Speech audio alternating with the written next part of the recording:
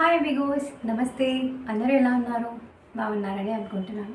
So ఇవాళ మనం ఒక కొత్త డిసీజ్ గురించి తెలుసుకుందాం. అదేంటి అంటే 65 రోజెస్. వినడానికి కామెడీగా ఉంది కదా. సో అసలు ఈ సిస్టిక్ ఫైబ్రోసిస్ని 65 రోజెస్ డిసీజ్ అని ఎందుకు అంటారు మనం తెలుసుకుందాం. అండ్ ఈ డిసీజ్కి ఎలాంటి కండిషన్స్ ఉన్నాయి, దాని సిమ్టమ్స్ ఏంటి, అండ్ ఆ డిసీజ్ వల్ల ఎలాంటి ప్రాబ్లమ్స్ వస్తాయి అనేది డీటెయిల్గా తెలుసుకుందాం. సో అసలు దానికి ఆ పేరు ఎందుకు వచ్చింది అనేది చాలా ఇంట్రెస్టింగ్గా అనిపించింది నాకు తెలుసుకున్నప్పుడు. సో ఆ 65 రోజెస్ ఏంటి, అసలు ఇదేంటి అని కొంచెం షాకింగ్గానే అనిపించింది నాకు. సో దాని లోపలికి వెళ్ళి చదివినప్పుడు చాలా సిల్లీ రీజన్ కూడా అనిపించింది. సో మీకు దాని గురించి డీటెయిల్గా చెప్పాలనుకుంటున్నాను. వీడియో లాస్ట్ వరకు చూడండి. అండ్ ఎవరైనా కొత్తగా మన ఛానల్ని చూస్తున్నట్లయితే ప్లీజ్ నా ఛానల్ని సబ్స్క్రైబ్ చేసుకోండి. నా వీడియోస్ని మీ ఫ్రెండ్స్కి షేర్ చేయండి. సో దట్ నాకు మోటివేటింగ్గా ఉంటుంది ఇంకొన్ని వీడియోస్ చేయడానికి. లేట్ చేయకుండా టాపిక్లోకి వెళ్ళిపోదాం. సో ఇవాళ టాపిక్ 65 రోజెస్. 65 రోజెస్ని సిస్టిక్ ఫైబ్రోసిస్ అంటారు. సో సిస్టిక్ ఫైబ్రాయిడ్స్ అనేవి మనకి చాలా ప్రాబ్లమ్స్ని తీసుకొచ్చి పెడుతుంది. డైజెషన్ ఇష్యూస్ తీసుకొస్తుంది, లంగ్స్లో ఇష్యూస్ని తీసుకొని వస్తుంది. ఇలా చాలా ప్రాబ్లమ్స్ ఉన్నాయన్నమాట. సో ఫస్ట్ ఇది ఇంకా పేరు ఎందుకు వచ్చిందనేది చెప్తాను. సో చిన్న పిల్లలు, ఆ పిల్లల్లో ఏంటి అంటే వాళ్ళకి ఈ పదం పలకడం రాక దాన్ని 65 రోజెస్ అనేవాళ్ళంట. ఫస్ట్ ఇది 1965లో ఒక విమెన్కి వచ్చింది. ఆ విమెన్ వాళ్ళ సన్ ఆమెకి ఏ డిసీజ్ ఉంది అని అడిగినప్పుడు సిస్టిక్ ఫైబ్రోసిస్ అని చెప్పడం రాక 65 రోజెస్ అని చెప్పాడంట. సో అప్పటి నుంచి ఈ పేరు కాలక్రమేణా కంటిన్యూ అవుతుంది 65 రోజెస్ అనేది.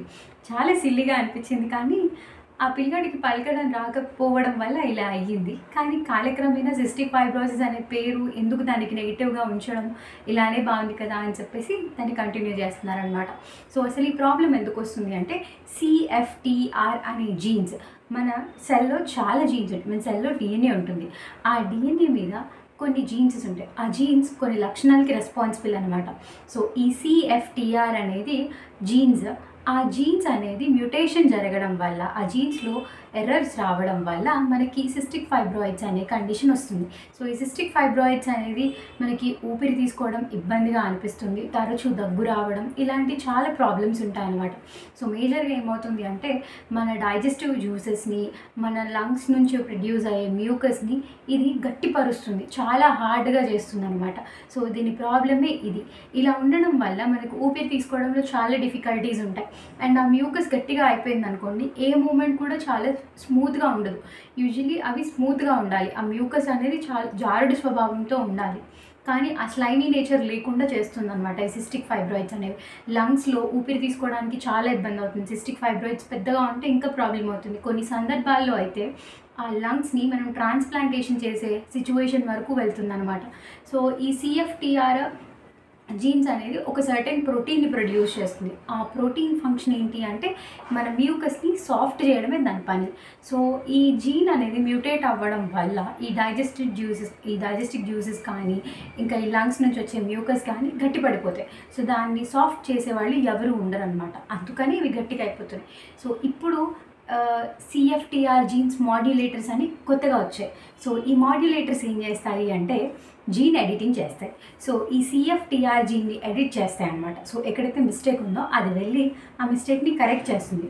మిస్టేక్ ఎప్పుడైతే కరెక్ట్ అవుతుందో దాని నుంచి వచ్చే ప్రోటీన్ కూడా కరెక్టెడ్ ప్రోటీన్ ఉంటుంది. సో కరెక్ట్గా ప్రోటీన్ ప్రొడ్యూస్ అయితే కరెక్ట్గా ఆ ఫంక్షన్ని అది ప్రాపర్గా చేయగలదు అనమాట. దాని పైన అది చేసుకోగలదు, దాని నుంచి వచ్చే ప్రోటీన్. సో ఇప్పుడు దాని ప్రోటీన్ ఫంక్షన్ అనేది ప్రాపర్గా ఉంది.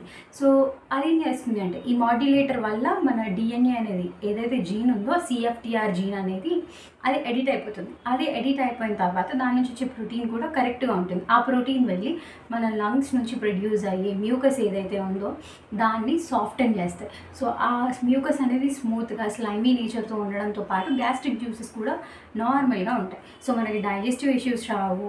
అట్ ద సేమ్ టైం మన మ్యూకస్ కూడా చాలా ప్రాపర్గా ఉంటుంది. సో ఈ ప్రాబ్లం అనేది ఇప్పుడు వరల్డ్ వైడ్ తయారైంది. అండ్ ఈ సిస్టిక్ ఫైబ్రాయిడ్స్ అనేవి మనం ఓన్లీ మన లంగ్స్లోనే చూడము, యూటరస్లో కూడా చూస్తాం. ఈ కండిషన్ ఉన్న వాళ్ళకి పిల్లలు పుట్టడం చాలా కష్టం అండి. ఎందుకంటే ఆ ఊమ్లో బేబీ పెరగడానికి స్పేస్ ఉండదు. ఈ సిస్టిక్ ఫైబ్రాయిడ్స్ ఉండడం వల్ల ఊమ్లో బేబీ పెరిగే స్పేస్ ఉండదు. అండ్ ఫెర్టిలైజేషన్ అయిపోయిన తర్వాత ఎగ్ అనేది ఓవం అనేది పడిపోయే ఛాన్సెస్ ఉంటుందన్నమాట. సో అందుకని విమెన్స్‌లో చాలా ప్రాబ్లమ్స్ వస్తున్నాయి. సో విమెన్స్‌కి మోస్ట్ కామన్‌గా వచ్చే ప్రాబ్లమ్‌లో బ్రెస్ట్ క్యాన్సర్, సర్వైకల్ క్యాన్సర్, ఈ రెండిటితో పాటుగా పీసీఓడి, ఇప్పుడు కొత్తగా ఈ సిస్టిక్ ఫైబ్రాయిడ్స్ కూడా యాడ్ అయ్యాయి లిస్ట్‌లో.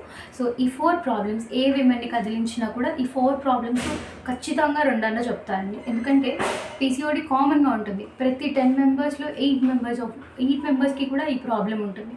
దీంతో పాటుగా ఇలాంటి అడిషనల్ ప్రాబ్లమ్స్, బ్యాగేజెస్ కూడా తయారవుతున్నాయి. సో మోస్ట్లీ ఇన్ఫర్టిలిటీతో బాధపడుతున్నారు. సో నేను టాపిక్ డైవర్ట్ చేసేసాను, చాలా లాంగ్ వచ్చేసాము మనం. సో సిస్టిక్ ఫైబ్రాయిడ్స్ దగ్గరికి వెళ్ళిపోదాం. సో మనకేంటి అంటే బ్రీతింగ్ డిఫికల్టీ ఉంటుంది. మీరు హాయ్ నాన్న మూవీ చూసే ఉంటారు. ఆ పాపకి ఆమెకి సిస్టిక్ ఫైబ్రాయిడ్స్ ఉంటాయన్నమాట లంగ్స్‌లో. ఆమె బ్రీతింగ్ తీసుకోవడం చాలా ఇబ్బంది అవుతుంది. ఆ అమ్మాయి అందుకే నార్మల్ వాటర్ తాగదు, హాట్ వాటర్ తాగుతుందనమాట. సో మన బ్రీత్‌ని కూల్ చేయడానికి, మన బ్రీత్‌ని నార్మలైజ్ చేసుకోవడానికి, మన హెల్త్‌ని కాపాడుకోవడానికి కొన్ని వేస్ ఉన్నాయన్నమాట. సో మనం ఆ వేస్‌ని ఫాలో అయినట్లయితే మనం చాలా అంటే చాలా హెల్తీగా ఉంటాం. సో సిస్టిక్ ఫైబ్రాయిడ్స్ ఉన్నప్పుడు ఎర్లీ స్టేజ్‌లో మనం డిటెక్ట్ చేసుకోగలిగితే దానికి చాలా టెస్టులు ఉన్నాయి. సో ఆ టెస్ట్‌లను మనం స్క్రీనింగ్ చేసుకోగలిగితే మన ఫ్యామిలీలో ఇది యూజువల్లీ జెనెటికల్ కండిషన్ అండి. పేరెంట్స్ నుంచి మనకి ఫార్వర్డ్ అవుతుందనమాట.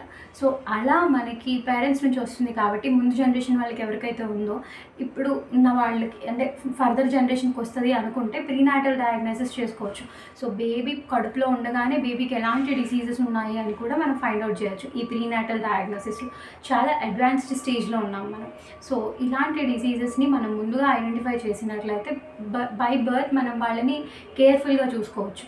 సో వాళ్ళని మనం ఎలా కేర్ఫుల్గా చూసుకోవాలనేది మనకు అర్థమవుతుంది. సో వాళ్ళని హైట్స్ ఎక్కువ రన్ చేయించకూడదు, హైట్స్లో పంపించకూడదు, అలా కొన్ని థింగ్స్ ఉంటాయి. సో మనం వాటిని ఫాలో అయితే వాళ్ళని కాపాడుకోవచ్చు. సో వాళ్ళ హెల్త్ కంటే మనకి ఏది ఇంపార్టెంట్ కాదు. సో జాగ్రత్తగా ఈ కండిషన్ ఉన్న వాళ్ళని చూసుకోవాలన్నమాట మనం. సో ఇవాల్టి వీడియో మీ అందరికి అర్థమైందని అనుకుంటున్నాను. సో 65 రోజెస్ అనే పేరు ఎందుకు వచ్చిందో కూడా అర్థమైందని అనుకుంటున్నాను. సో ఇవాల్టి వీడియో మీ అందరికి నచ్చిందని అనుకుంటున్నాను. So thanks for watching. Thank you. Bye bye.